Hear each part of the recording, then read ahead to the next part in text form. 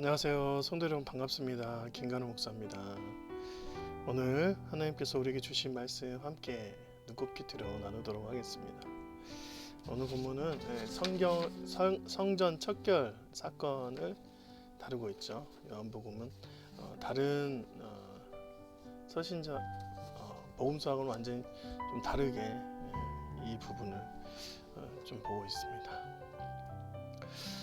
하나님 나라의 사역이 예수님께서 이제 시작을 하시고 예루살렘으로 올라가셨죠. 그런데 거기에 장사하는 자들을 보고 노하시면서 그 판을 엎으셨어요.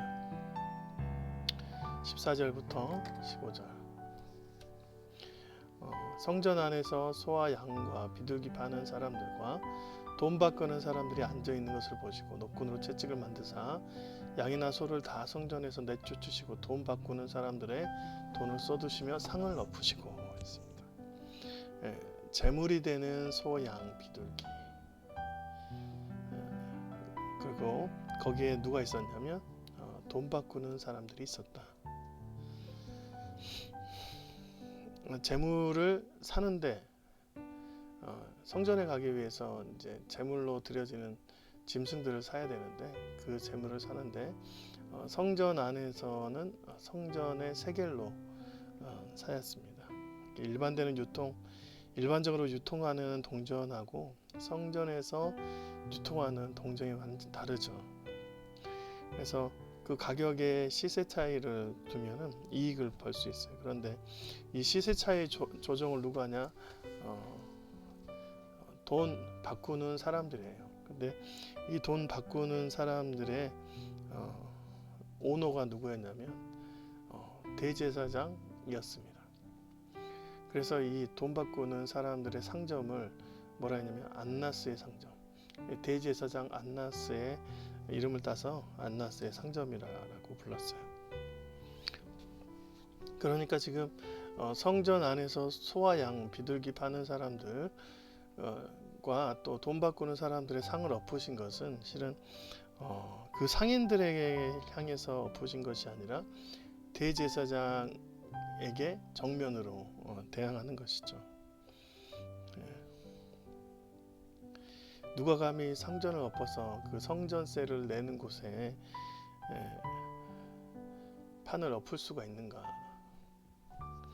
여러분, 그때는 정치와 정교가 일치가 되었습니다. 그래서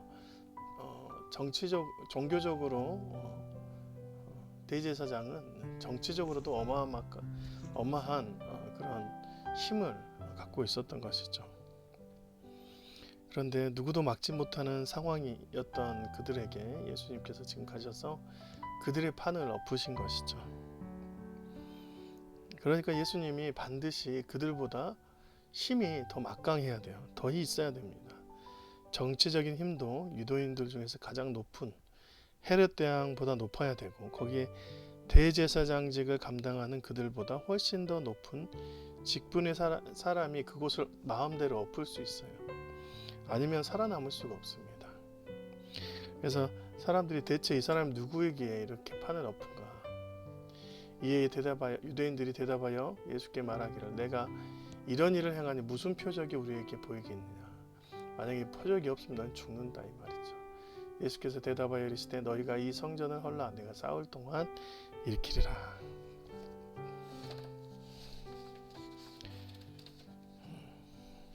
위치를 증명하지 않으면 너희의 힘을 증명하지 않으면 가만히 안 있겠다라고 하는 것이죠.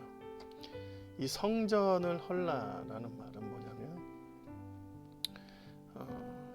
이 지금 예수님 시대의 성전은 솔로몬이 지은 성전이 바벨론으로 인해서 다 무너지고 이후에 스룹바벨과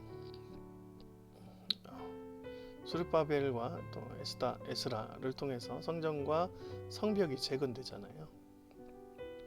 그 재건된 후에 더 나아가서 헤롯 대왕이 최근에 와서 한 20년 정도를 다시 재건하고 개축했던 그런 성전입니다. 그래서 이 성전은 쉽게 지은 게 아니라 보니까 유대인들이 이르되 이 성전은 46년 동안 지어졌거든요. 어찌 3일 동안 이렇게 하겠느냐 이렇게 했습니다. 터무니없는 얘기하지 말라라는 것이죠. 여러분 성전을 헤롯 대왕이 건축했으면 정치적으로도 막강한 헤롯 대왕이 성전을 손을 봤으면 이 성전의 소유권은 실은 헤롯 대왕이 갖고 있는 거예요. 그런데도 헤롯 대왕이 20년 만에 세운 이 성전을 어떻게 네가 3일 만에 세우겠느냐. 그래서 미쳤다고 생각하면서 돌아갔을 것입니다. 그러나 예수는 성전된 자기 육체를 가리켜 말씀하신 것이라. 죽은 자 가운데서 살아나신 후에야 부활 후에야 제자들이 이 말씀하신 것을 기억하고 성경과 예수께서 하신 말씀을 믿었더라 했습니다. 성전이 바로 자기 육체라는 것을 이야기하는 것입니다. 예수님의 몸이 진정한 성전이다. 예수님의 그때의 몸이 성전이란 게 아니라 예수님께서 받으신 그 하나님의 영광된 자리, 영광된 삶이 성전이라는 것입니다. 원래 성전도 그 안에 있는 예배자의 마음과 하나님의 중심이 만날 때 그곳에 성전이 일어나는 것이죠. 예전에 구약 시대 때에는 그들이 생각하는 성전은 성막 안의 지성소였습니다. 하나님의 영광이 임하고 그 법궤가 있는 곳이 바로 지성소인데 그 지성소가 그들에게는 가장 중심된 성전의 역할을 했죠. 그래서 그들이 가나안 땅에 정착하고 지성소에 있는 법궤를 하나님의 힘으로 하나님의 영광으로 생각하고 전쟁에 가지고 나갔다가 낭패를 당한 적도 있죠. 실은 이제 그 안에서 그들이 가지고 있는 그 중심된 그렇게 모양을 보고 중심된 것들을 보고 결국 열심을 내다가 그곳에서 하나님의 마음이 떠나니까 전쟁에서 패했던 것도 우리가 볼 수 있습니다. 법궤를 빼앗겼죠. 다시 말해서 하나님의 마음이 임하는 곳, 그곳이 성전이고 중심이 되어야 된다.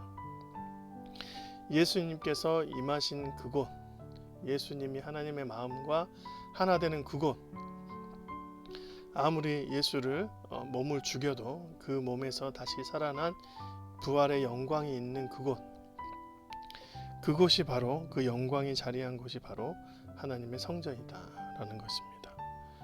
사람들은 성전을 보고 사모하는 열심이 있어요. 제자들이 성경의 말씀에 주의 전을 사모하는 열심이 나를 삼키리라 한 것을 기억하더라 했습니다.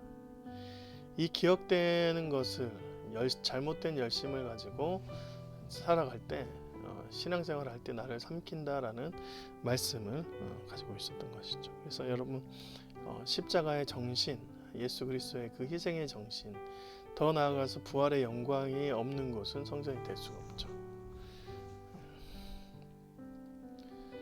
바리새인들이 하나님 나라가 어느 때 임하나이까 묻거늘 예수께서 대답하여 이르시되 하나님의 나라는 볼 수 있게 임하는 것이 아니요 여기 있다 저기 있다고도 못하리니 하나님 나라는 너희 안에 있느니라 했습니다.